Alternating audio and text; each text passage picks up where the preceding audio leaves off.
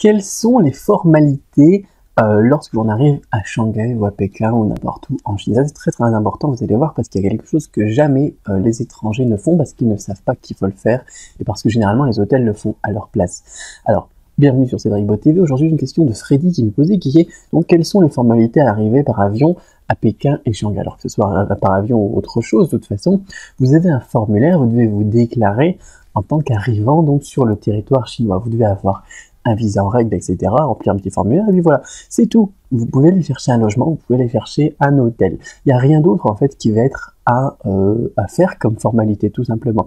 Sauf si vous voulez vous loger par vous-même. Si vous voulez, par exemple, avec l'aide d'une agence immobilière, comme Century 21, vous trouvez votre propre appartement, parce que vous êtes là pour 3 mois, 6 mois, ou n'importe quoi, alors là, il faudra ensuite aller vous enregistrer au commissariat de votre logement, donc le commissariat le plus proche de votre logement, afin donc de vous enregistrer en tant que étranger résident dans tel quartier ou tel quartier.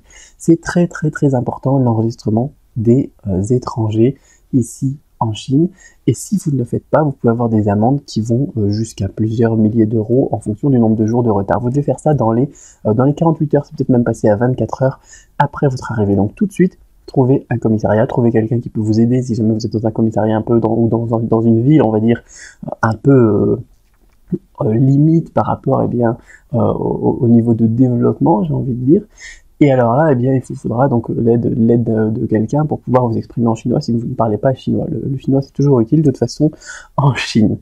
Et par contre, en fait, cet enregistrement, il est toujours réalisé si vous logez aussi à l'hôtel. Sauf que là, c'est l'hôtel qui s'en occupe. C'est pour ça que la plupart des étrangers ne sont pas au courant. Et puis ensuite, ils ont la visite de la police, et puis ensuite, ils ont les menaces d'amende, les menaces d'expulsion de territoire, etc., qui leur tombent dessus et ils commencent à paniquer, à s'énerver contre l'administration chinoise, etc., alors qu'en fait, c'est eux qui ne sont pas au courant de la loi qui est en vigueur en Chine. Donc, quand vous arrivez en Chine, si vous voulez vous loger par vous-même, formalité administrative très très importante à l'arrivée, vous enregistrez au commissariat. Je vous mettrai le lien d'un très bon article de blog en dessous de cette vidéo. Et à très bientôt donc pour une nouvelle vidéo. Si vous avez aussi une question à poser sur la Chine, le chinois, la culture chinoise, n'hésitez pas à aller sur Cédric Bot TV. Dans le menu 3, vous avez le lien Posez-moi une question.